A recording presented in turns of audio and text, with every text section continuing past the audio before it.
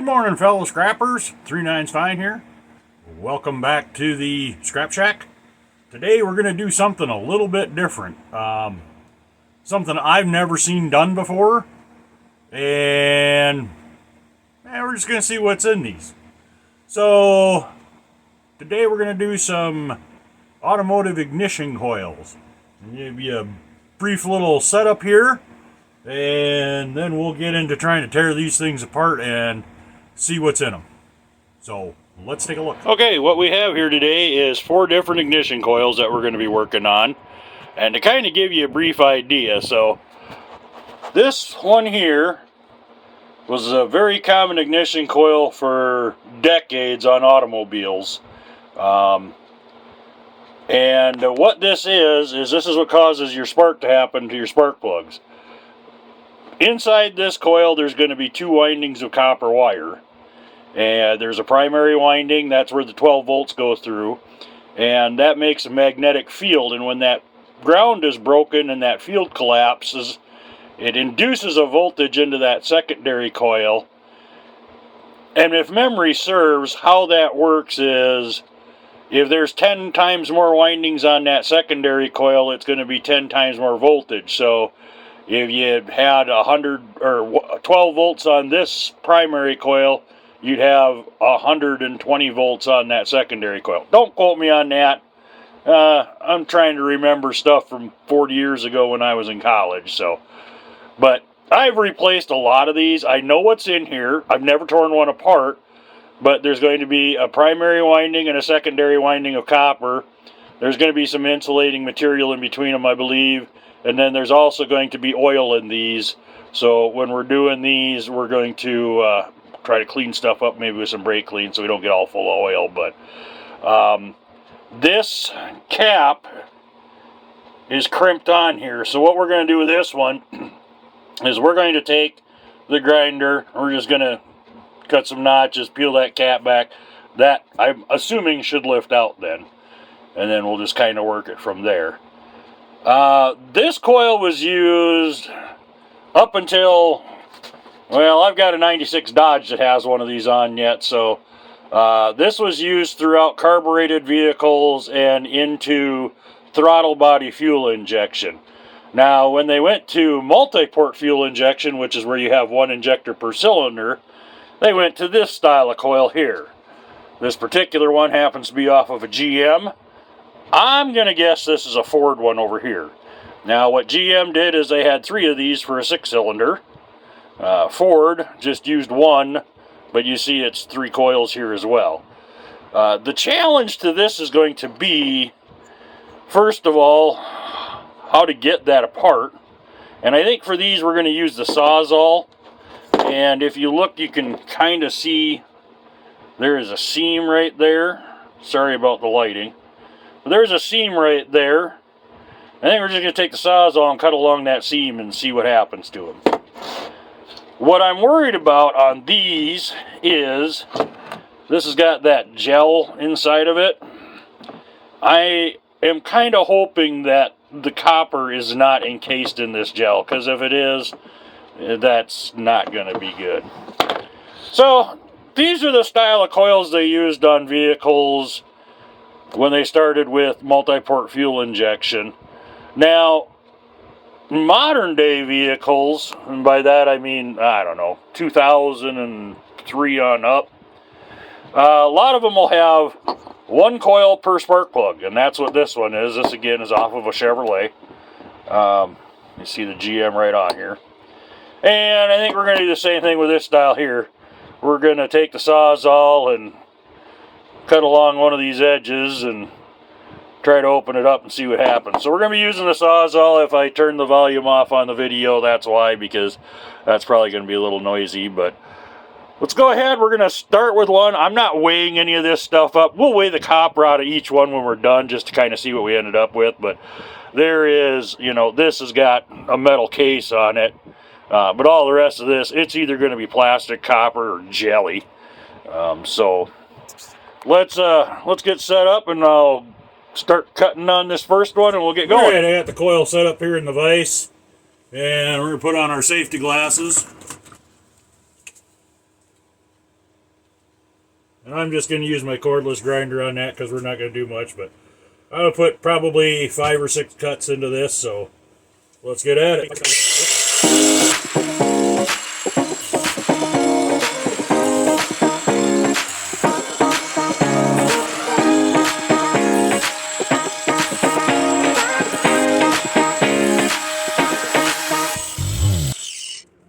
Okay, well, that makes a little stinky when you get into the plastic part here, but I'm just going to take a hammer and a chisel, and I'm going to try to pry these back. I don't know if anybody saw that on the video, and I'm going to have to re-look. If something popped out of this thing, I thought I saw something go flying out of the corner of my eye, but... And we're just going to go ahead and peel these back.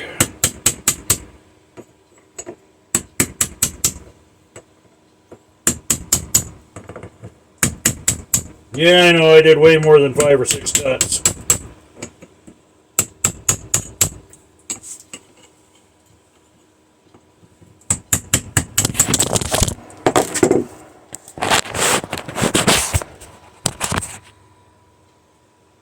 That's the bad thing about not having a tripod for my camera.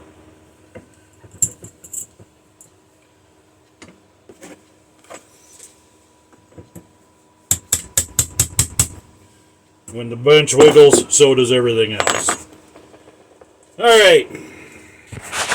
So now we have this peeled back.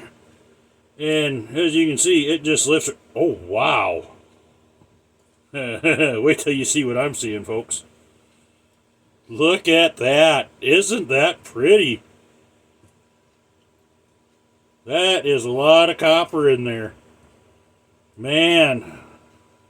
That is nice. So, I'm going to go ahead and take this over to my garbage can and spray it down with a little brake clean, because you can see the oil dripping off of it here.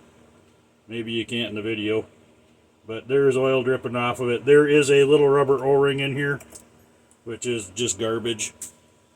But, yeah, let me go ahead and clean this off, and we'll get right back into this. And just to show you, that is the oil inside there. I don't know what flavor of oil that is, but... that's the cleanest oil I've ever seen come out of an automobile. So we'll dispose of that with my waste oil that I have and throw that. That's basically steel, so I'll throw that into my steel. But yeah, this is our wire. So I'm gonna go ahead, and that just wound up. You can see it connects here and it connects there.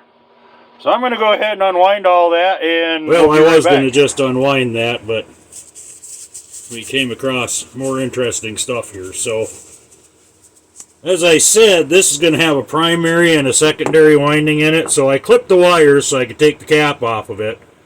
I pulled the cap off. There's nothing special in here. This is just, I don't know, piece of paperish stuff. Piece of steel.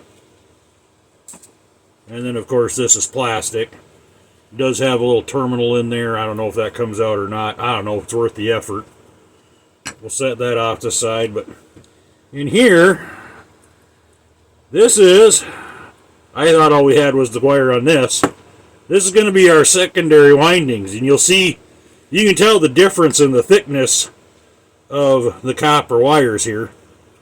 Let that drip a little bit, but notice how thick that copper wire is versus this copper wire. It's a huge difference. So, yeah, and then this is going to be wound up just like a transformer or something inside of a microwave. You got it. You're going to have layers of tape here, and there's a core here in the middle of this, a steel. At least I'm assuming it's steel. Yep. Steel core in the middle of that. So that I'll throw in with the scrap steel, but I'm going to get these unwound, and then we'll take a kind of a idea of what we got here for copper.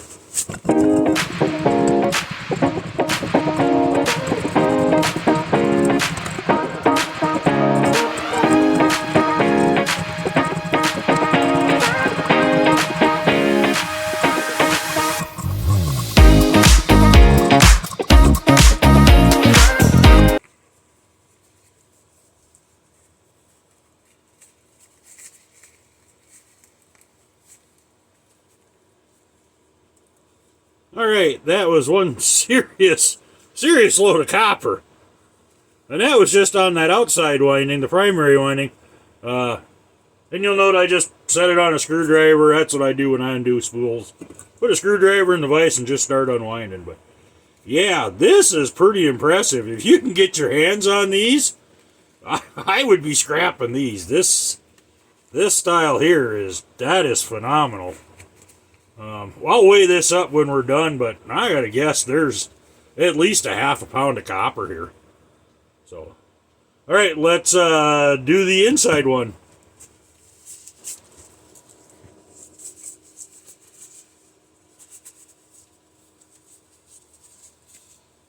So on this one, it's like on a transformer or something inside a microwave or whatever. I'm just going to take my pick, get under that tape, so we can get that tape off.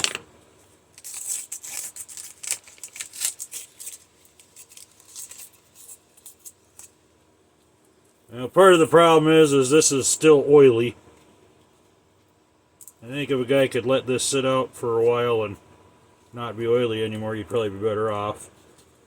But yeah, it's just going to be rolls of tape in here.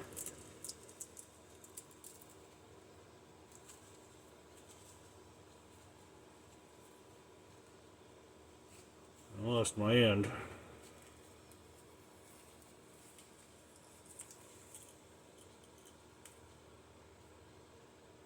Wow.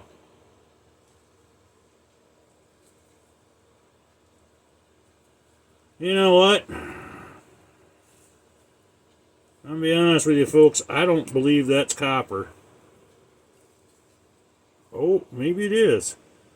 That is so thin. So thin. But yeah, it does appear to be copper. I don't know if you can... Yeah, that's... You can kind of see it with that blue background back there. That is thin, thin, thin. I don't have a good answer for this. I gotta be honest with you. I think this, I am just going to go ahead and throw into my dirty copper pot. And when I melt some copper up, this will burn off when I'm melting. But I don't think that there is a way to get, well, hold it. I might be onto something here. More tape. No, that is just so fine in there, so fine. Yeah, I'm just going to throw this into my dirty copper, and when I melt and do some copper shot to get it ready for my purification cells, I'm just going to throw it in there that way. Temperature's so hot in there, it'll burn every bit of this off. And yeah, that I don't think we're going to have any luck with, so into the dirty copper it goes. All right, well, that kind of takes care of that first one, but yeah, really like the amount of copper in that bad boy. I don't think these other ones have enough volume to get that kind of copper into them, but we're going to go ahead and grab that next one here, this GM one, and I'm going to set that up in the vise, and like I said, I'm just going to take a Sawzall, go right along this seam here, and we'll see what we come up with.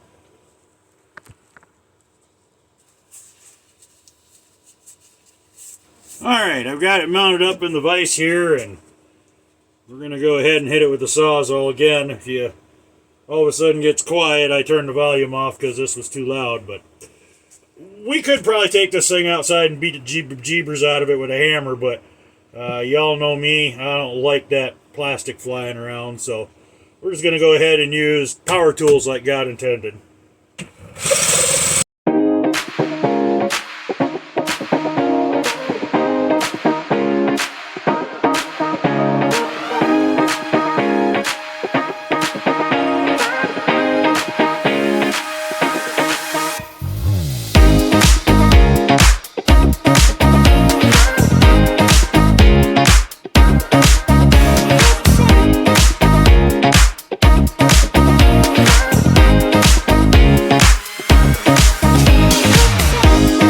Alright, so we got...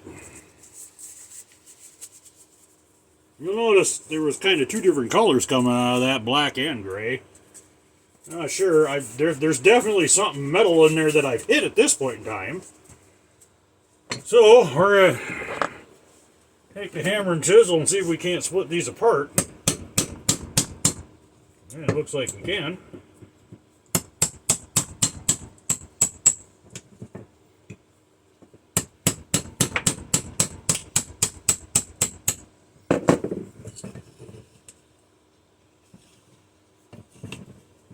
Still not 100% sure what's in here, boys and girls.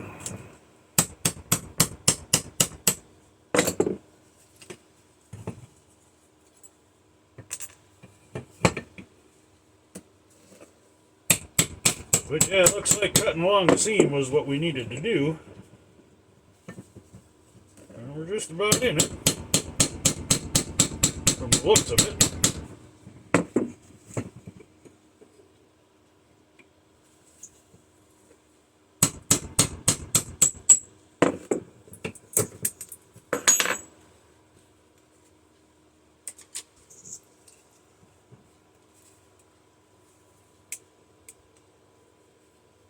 Well, it's not looking good. Not looking good at all.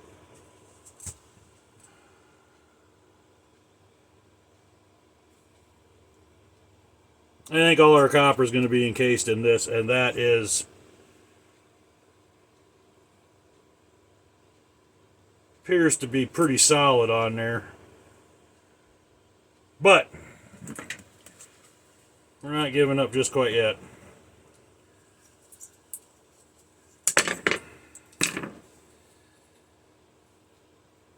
I'm going to make a cut through here, and we'll try splitting it that way.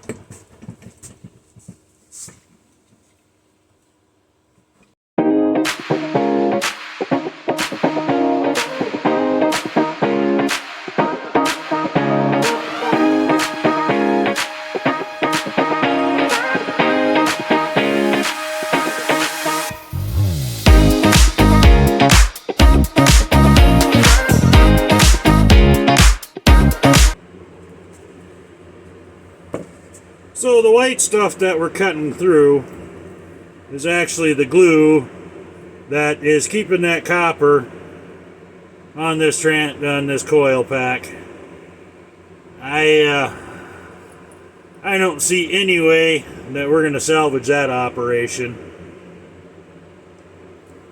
And unfortunately, I'm going to give this one a try here. But I think we're going to end up in the same boat.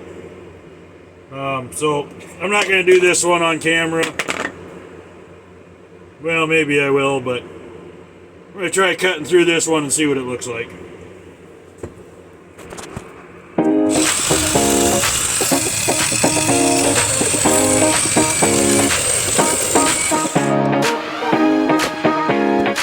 So far, not so good.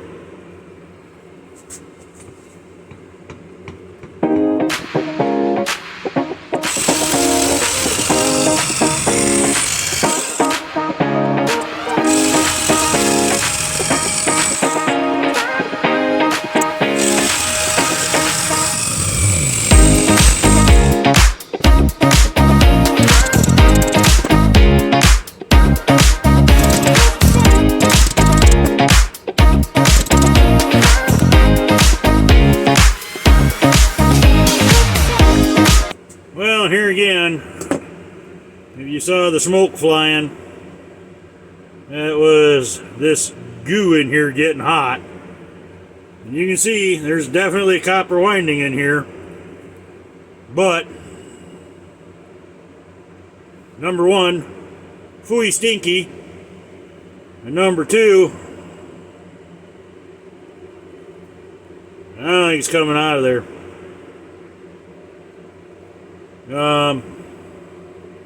Yeah. It's got to be some kind of material they use to cool the coil.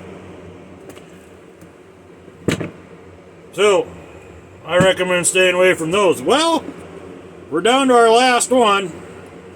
we can almost guarantee we're going to run into that same situation. But we're going to take a look anyway. Yeah, we're going to see if we can just cut all the way through this one.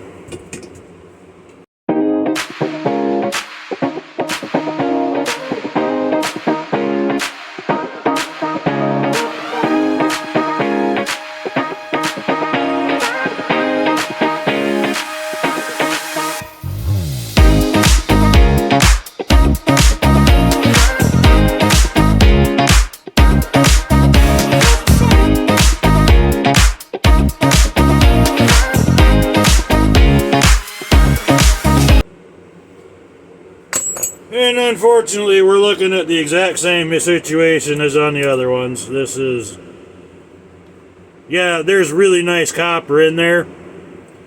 There's even a circuit board in this from the looks of it right here. I can see some green. But... oh yeah. And you can see more here. So there's even a circuit board in here, but... getting the copper out of this... ain't gonna happen. So, what we've established today is those are bad, those are bad, those are bad.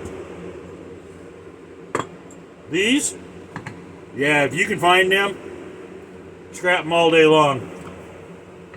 That was nice. I'm gonna go get a weight on that just to see what it was.